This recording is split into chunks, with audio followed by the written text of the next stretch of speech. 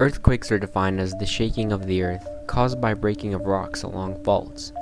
The state of California is no stranger to earthquakes, but one earthquake shines above all in terms of most devastating in the history of all of California. The 1994 Northridge earthquake was one of the most devastating quakes to ever shake Southern California. The earthquake struck at 4:30 a.m. on January 17, with the moment magnitude of 6.7. The earthquake is thought to have caused over $13 billion in damage, with an estimated 57 casualties and over 8,700 injured.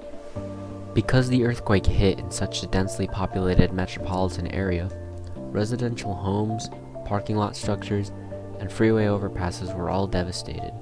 You can imagine what it must have been like at 4:31 yesterday morning. It's cracked right here. I mean, it's amazing. It is thought that because the earthquake occurred in the early hours of the Martin Luther King holiday, casualties may have been significantly reduced. We intend to do everything we possibly can to help the people of Los Angeles and Southern California deal with the earthquake and its aftermath.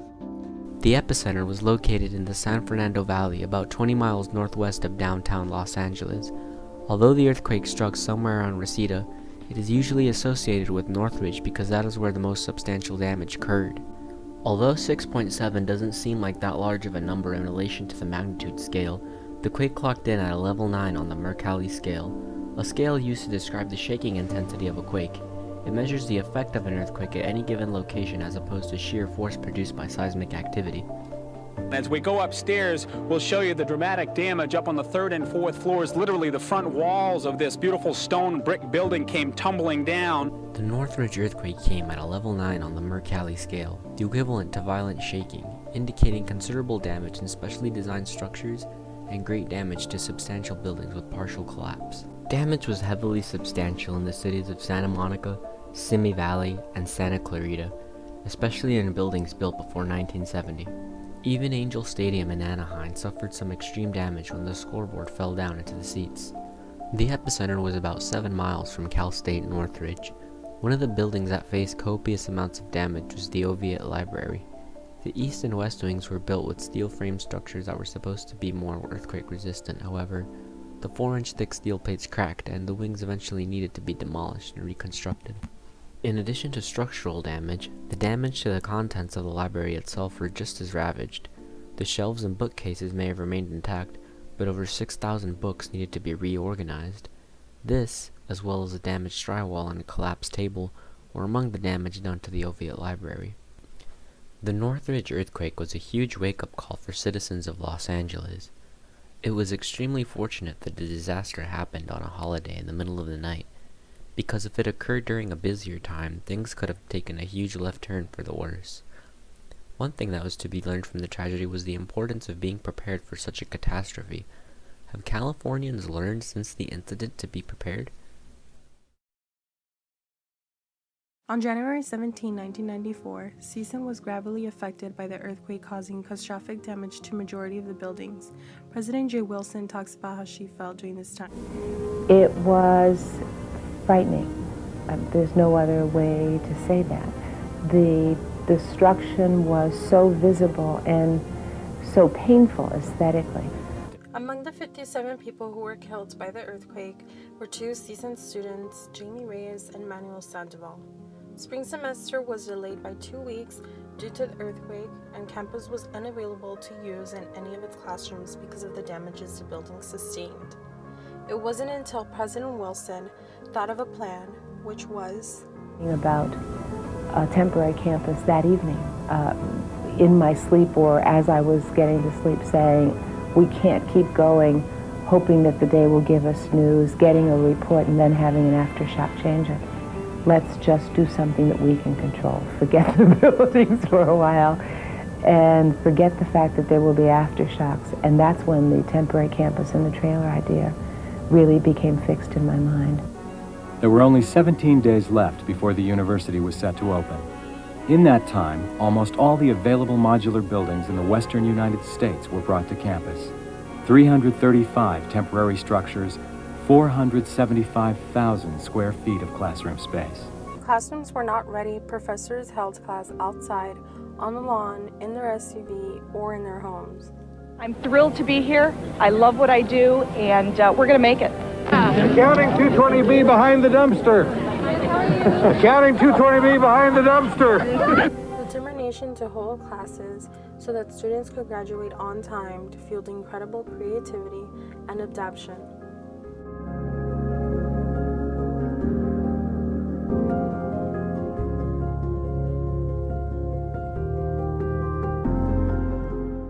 We are a university. One of the things we know is that the real gift of education is the ability to think your way through problems you've never encountered before. If there's any place that has demonstrated that power of education, Cal State Northridge is that place. And that's what we will continue to do. We'll serve our students and our mission of both transmitting and creating new knowledge, and we will rebuild a physical environment that we can be proud of as a great university in the Valley.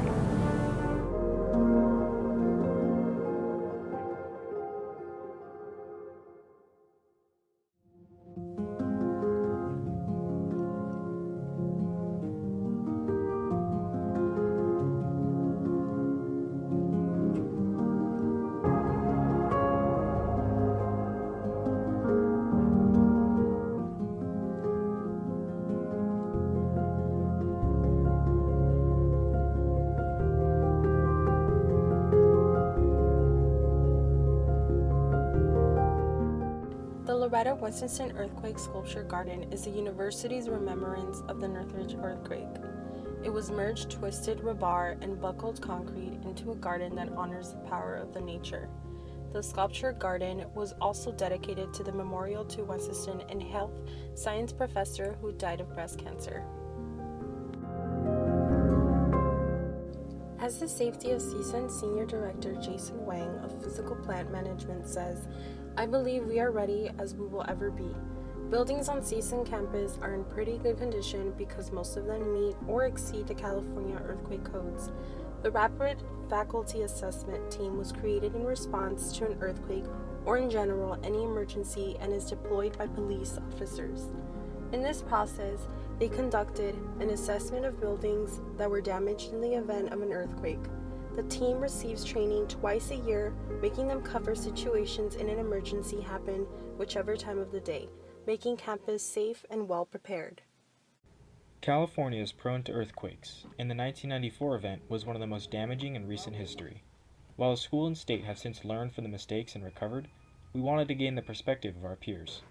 We sat down with some current CSUN students to see what they knew about the Northridge earthquake and how prepared they felt for the future. As a California native, what do you think about when you hear about the big one? The big one? I think of any natural disaster that could affect me. Earthquake, volcano, anything that'll destroy my house. Not tsunami, but it's on the list. I think the big one to me just means a large magnitude earthquake.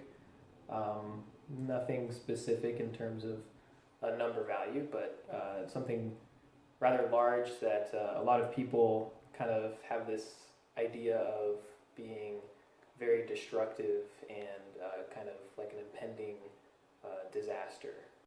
Since earthquakes can strike with little warning, we ask students how they and their families have prepared for them.